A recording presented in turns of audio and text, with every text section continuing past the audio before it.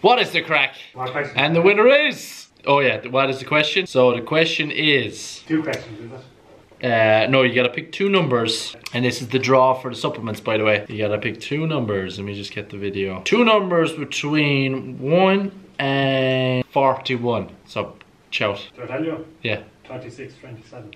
36 and 27. Okay, so I'm gonna go into the comments and pick out comment number 36 and 27. That actually 27, yeah? Yeah. James Butler, yuck! James Butler is is number 27, and Stefan Marsh McMahon is number 36. They're the winners. So lads, drop me a private message and I'll send you out your stuff. And Stefan is number 1 because you called out his number first. So Stefan, you're the number 1. So whichever one you want, I'll give that to you, and I'll give the other one to you, James. Right, so welcome to the vlog. First of all, I'm going to tell you about this event I was at recently.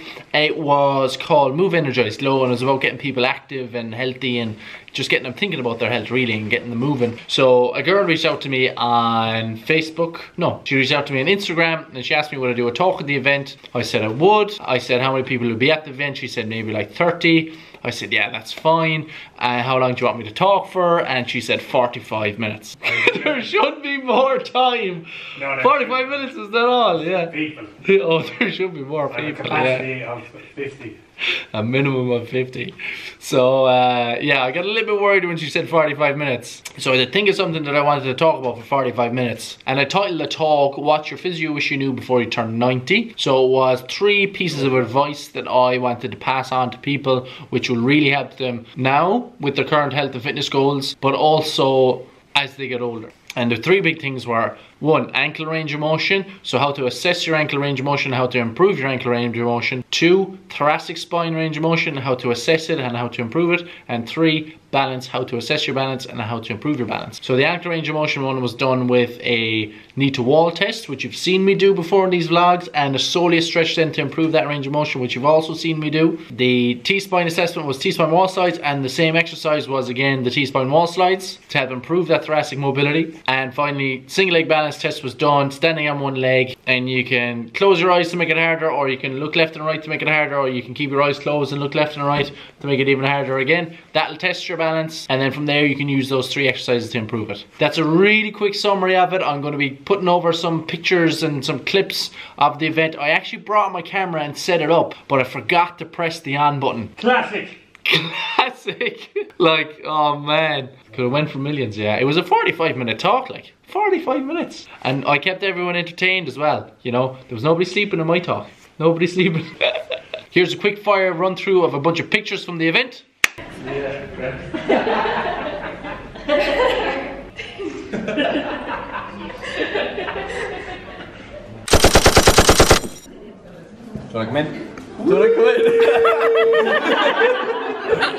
And this is actually Owen Sheehan. So myself and Owen are going to be working together on a couple of different things, so you might see him on the vlog. Really nice guy, really good hair genetics. Okay, what is it? Alright, now on to the workout. So you guys have been asking for speed work for a long time, right? So this is my speed session that I did today. Now, this is just a speed session that I did, but what I want to put together is a series of videos that will bring you up to speed. See the way I did that? Not listening anymore, eh? I want to make a couple of videos that will bring you up to speed on how to train for speed. Terrible joke. So, yeah, so this is just an example workout, but again, I want to go into more detail and explain things, alright? I'm just going to walk you through the workout here, but again, the speed stuff will come later on. I see you now with little man. So the first movement is called a linear march, and this is just technique exercise where I am going very slow, and that progresses into a linear skip, which is the same technique except it's done a little bit more powerfully.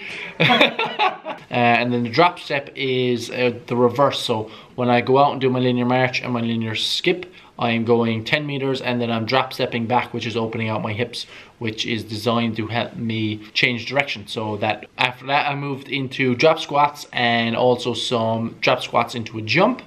I also did some single leg drop squats. So these are stability drills, and this is about getting a good stable base whenever you're landing on the ground. And you'll have to stop cursing in the background.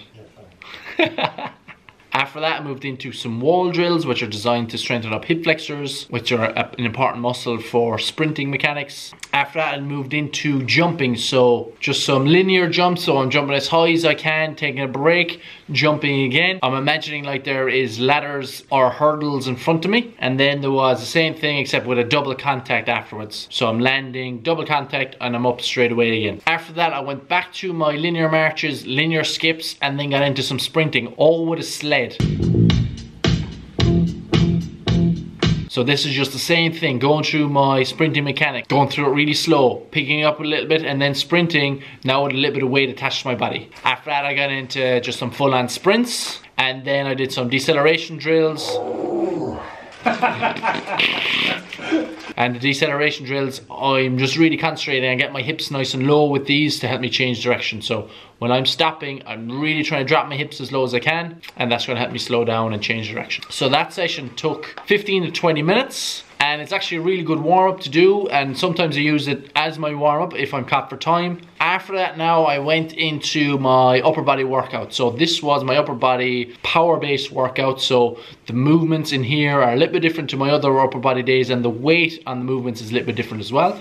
I'm using contrast training where I'm doing a strength movement followed by a ballistics movement. Now, the first two strength-based movements on this program were a barbell bench press and a seal row. I did not record those movements, so you've seen me do those before, barbell bench press and seal row, and I'll actually put the workout up here on the screen, and I'll just scroll through it and just talk you through it first of all before I break it down and give you a tip per exercise. So here's my first almost like giant set. So this is my first 2, 4, 6 exercises, and they're over here on the screen, sorry. Barbell bench press, seal row, soccer kick-ups, mid-ball forward throw, explosive inverted row, and single leg balance with a kick.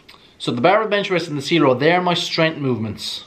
Then I've got a skill-based movement, and then I've got 2 explosive movements in the same patterns as my strength movements, and then a balance or a skill movement at the end. So it's going to follow that same pattern.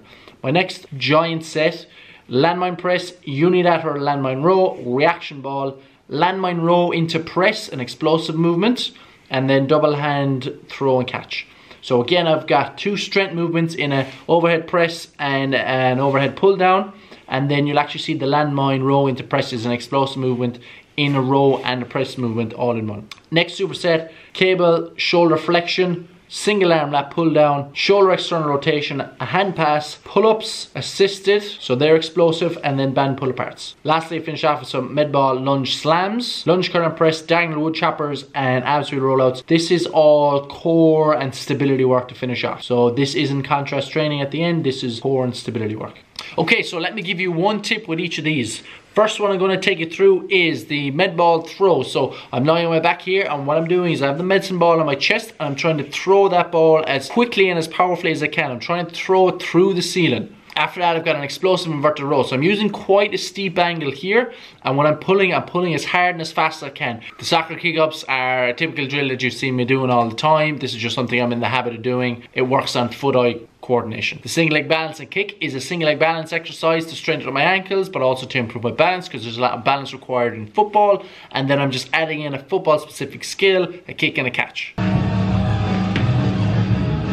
With the landmine press, I'm trying to be fairly strict with it, so I'm not using my hips too much. And with the landmine row, what I'm setting up here, I'm really trying to get my back nice and straight, and I'm pulling through my elbow. So imagine like there's a string attached to my elbow when I row the landmine. With the reaction ball, it's just about throwing that ball off the wall and catching. The landmine row and the press is a little bit more technical.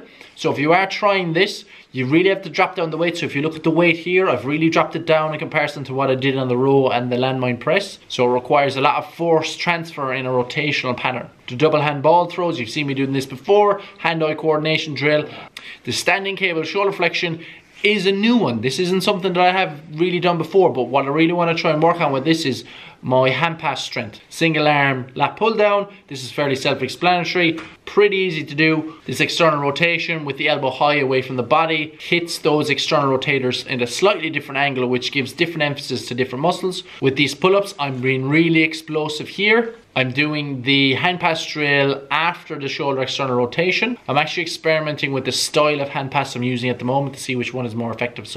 And with the band pull aparts, again, these are a shoulder rehab exercise, strengthening up the muscles in between my shoulder blades.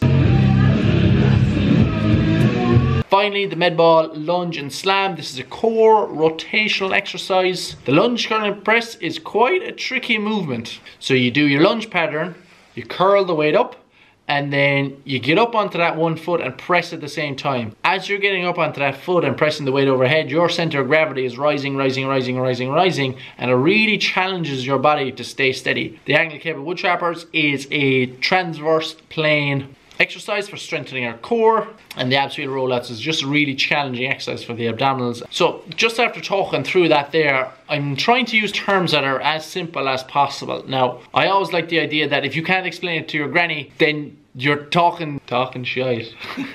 If you can't explain it to your granny, then it's not simple enough. So I have gotten some feedback of people saying that they like the way I simplify things. So let me know in the comment section below, do you want me to keep things nice and simple, or do you want me to start using some technical terms as well? So using technical terms in terms of the muscle groups, movements, planes of movement, because I can do that as well if you like. That's my brother in the background, by the way, who was making all the comments. And make sure you leave me some comment in terms of how technical you want me to be with terms, because like that's really important. The feedback is so important. And also let me know what you think about the speed training. Do you want me to do more on speed? Because I could put a load of effort in if you really wanted me to. And also I want to get to 1,000 subscribers before Christmas. So let's go. And I'm going to do a giveaway if I get to 1,000 subscribers before Christmas. So put some ideas about giveaways in the comments as well. The comment section is going to be absolutely bursting. Yurt! Slán!